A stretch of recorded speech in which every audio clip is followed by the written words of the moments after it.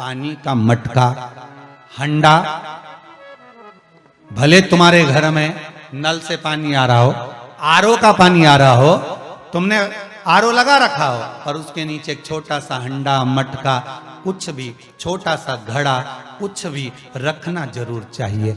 रसोई घर में भले इतना बड़ा हंडा रखो, मटका रखो, घड़ा रखो, कलश रखो, पर रखना जरूर चाहिए। क्यों? उसमें पितरों का स्थान होता है। तो घर में, रसोई घर में कभी परिवार में किचकिच नहीं होती, क्लेश नहीं होता। अगर हंडा भरा हुआ है, हंडा खाली होते होते जब सुबह के समय पर पानी थोड़ा रह जाता है, उस घर में जहां हंडा आधे से ज्यादा खाली हो जाता है, शास्त्र कहता है, भविष्य पुराण कहती है, जहां पानी का हंडा आधे से ज्यादा खाली हो गया, समझ लेना दूसरे दिन रसोई घर में क्लेश जरूर होगा, यह पक्का। इसलिए हंडे की सीमितता देखी जाती है। मटके को, हंडे को, कलश को आधे से ज्यादा भरकर रखा होना चाहिए। भले आधे तक भरा रहे, पर आधे से नीचे नहीं जाए। उस घर में अब माताएं पूछती हैं, पंडित जी हमारे घर में बहुत क्लेश है, हमारी बहू सुनती नहीं, बहू के हमारी सास नहीं सुनती। क्लेश हो कहां से रहा है? जब तुम लड़की पसंद करके आई, उसका पांव देख के आई, 25 बार फोटो देखा, अपनी रकम तोड़वा तोड़वा के बहू को सोने की रकम चढ़वा दी, खुद ने अच्छी साड़ी नहीं पहनी, 10-10 हजार का सूट चढ़ा दिया, चुन्नी बेस, डब्बा दिया तैयार होने का, चप्पल दी नाप की, चूड़ी का नाप मंगवाया, इतना प्रेम, और घर पे आके जगदम्बा हो गई। कारण क्या है? इतना क्लेश कहां से आ गया? जब तुमने पसंद करी, तुमने देखी, लड़की वालों ने यहां देखा, लड़के वालों ने वहां देखा, जब एक दूसरे को देख के सब बात हुई है, संबंध हुआ, रात रात भर बात चली,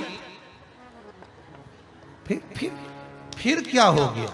यहां तो रोज फोन लगाती थी, मम्मी ये वाली साड़ी तैयार कर लो। हाँ बेटा कर ले, ऐसी बात सास और बहू में चले। चूड़ी का नाप भेज दीजिए, चोली का नाप भेज देना, और मैंने डब्बा तैयार कर लिया है, मैंने वीडियो कॉल में दिखाया, देख ले, यही है। चप्पल भी लिए, ये भी लिया, चोटी भी ली, गजरा भी लिया, दुनिया का सामान लिया, शादी करी ने 2-3 लाख रुपए तो गार्डन में खर्च कर दिए, ने लोगों के खूब चटाया, 2-3 लाख रुपए खाने में खर्च कर दिए, गिफ्ट भी दिया मेहमानों को। जब इतना खर्च करा, इतनी जोरदार बातचीत थी, फिर आखिर 1-2 साल में ऐसा क्या हो जाए कि ये जगदम्बा ने ये कात्यायनी हो जाए? कारण क्या है? वो कारण तो ढूंढो। अरे बोलो तो सही है कि नहीं है?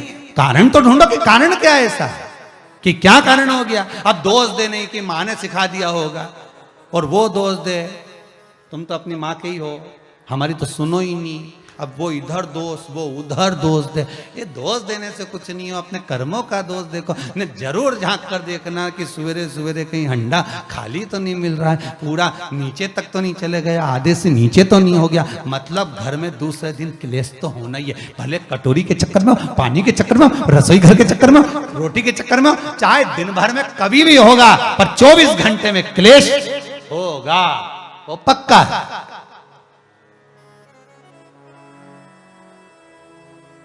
थोड़ा भरा। क्यों भरकर रखा जाता है मटका? क्यों भरकर रखते हैं हंडा? क्यों कहा जाता है कि जिस समय वास्तु पूजन होता है, पितरों के लिए पूजन करी जाती है, तो हंडा भरा जाता है, नया कोरा मटका, नया हंडा वास्तु पूजन में भरा जाता है। क्यों? और जब पंडित जी सिर पे मंगवाते हैं, नारी भर कर लाती है, गृह प्रवेश होता है, भरा हुआ मटका, खाली नहीं, भरा। और जब भरवाते तो इतना भरवाते कि उसका पानी उंडेलना चाहिए, वास्तु पूजन का नियम है। जिस समय मटके को भरकर लेके आते हैं घर के अंदर, कलश भरकर लेके आते हैं, वास्तु प्रवेश करते हैं, गृह प्रवेश करते हैं, तो मटका इतना भरा जाता है, उसका पानी बाहर ढुलना चाहिए। और जब लेकर आए तो झलकता हुआ पानी होना चाहिए। नारियल रखे, आम का पत्ता रखे तो पानी गिरता रहे। पर माताएं तो अपने फैशन में नहीं, डेंटिंग पेंटिंग कराए तो पानी गिर जाए तो वही नाराज हो जाए, बेचारा पंडित जी की हालत खराब कर कि तुमने इतना पानी क्यों भरा, कम नहीं भर सकता था हमारा पूरा।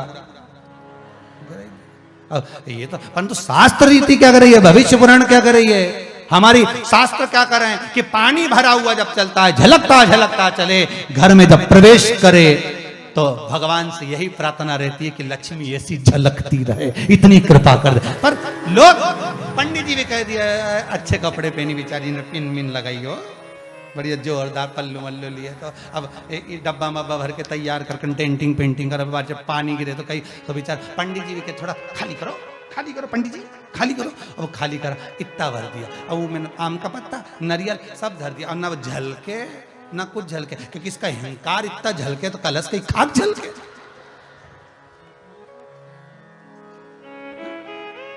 ये तो गृह प्रवेश कर रही तो अपने आप को ऐसी समझ रही कि महारा बराबर कोई नहीं बनाया ऐसी, और ऊपर से के फोटो खींचना, अभी इसका अहंकार इतना झलके तो कलश के खाक झलके।